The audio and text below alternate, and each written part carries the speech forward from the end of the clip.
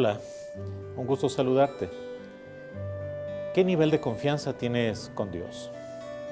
Y la pregunta también es, ¿qué nivel de confianza tienen tus hijos en ti y también en Dios?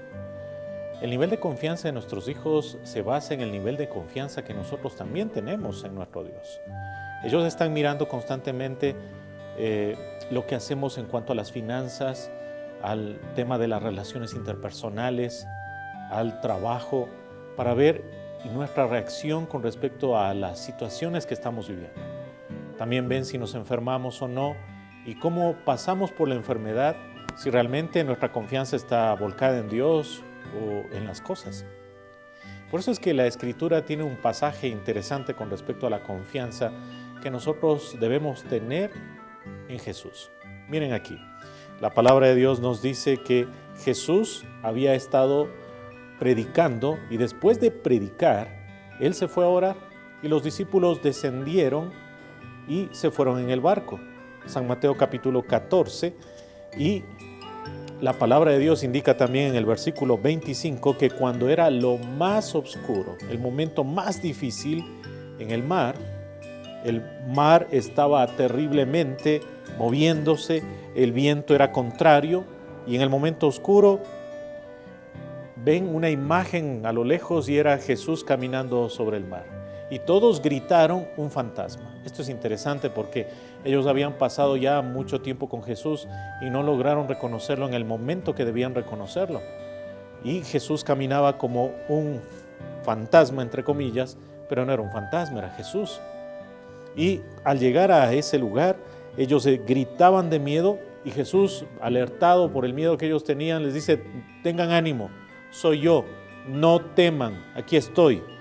Y entonces le dice Pedro, Señor, si eres tú, entonces manda que yo descienda y vaya hacia ti.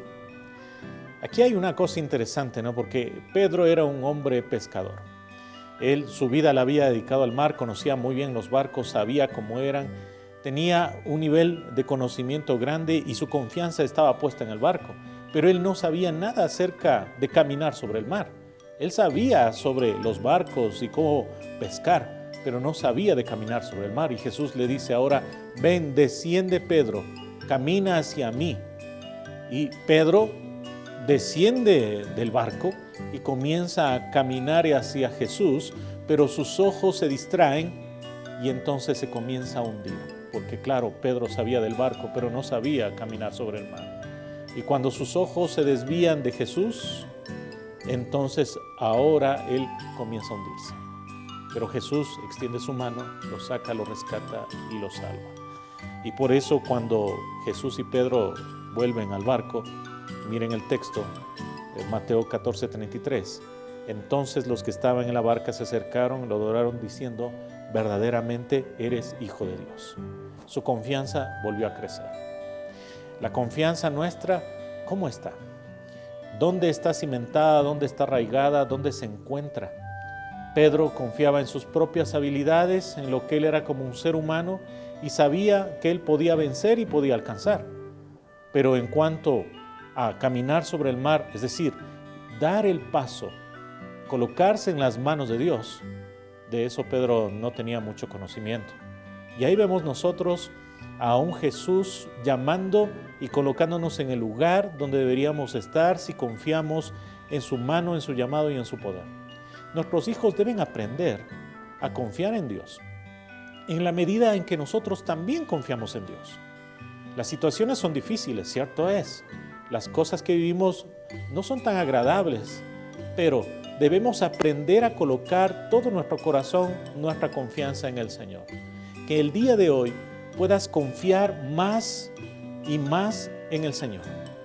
A pesar de que el mar es contrario, a pesar de que hay oscuridad, a pesar de que todo parece que está en tu contra, nuestros hijos y tú, querido papito, querido maestro también, debemos aprender a confiar en el Señor y de esa manera colocar a nuestros hijos en las manos del Señor, porque Él es nuestra verdadera seguridad en los momentos difíciles.